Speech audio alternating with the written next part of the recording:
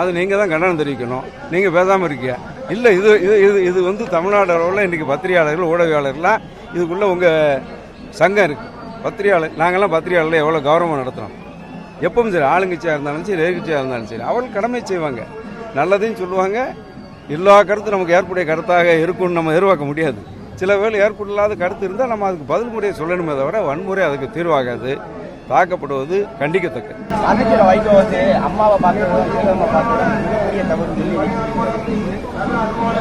அதனால அவர் பாவம் இக்கட்டில் இருக்கார்.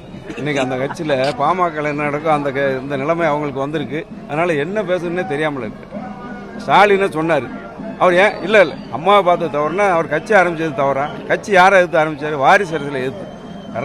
கருணாநிதி அவர்கள் தலைவராக இருக்கும்போது ஸ்டாலினுக்கு பட்டம் சுட்டுவதை நான் ஏற்க முடியாது என்று சொல்லி அன்னைக்கு பேசின பேச்செல்லாம் இருக்கு. எதுவும் அழிஞ்சு போகாது. அதற்காக வாரிசு அரசியலை எதிர்த்து, அதுவும் குறிப்பாக திமுக வாரிசு அரசியலை எதிர்த்து தோற்றுவிக்கப்பட்ட கட்சி மதிமுக. இன்றைக்கு நிலைமை என்ன? அதே வாரிசுக்கு பட்டம் சுட்டுவதற்கு நான் முதல் ஆளாக நிற்பேன் என்று சொன்னால் வைகோக்கு இருக்கிறது ஒரு நாக்கா இரட்டை நாக்கா என்பதை அவர் தான் சொல்ல வேண்டும்.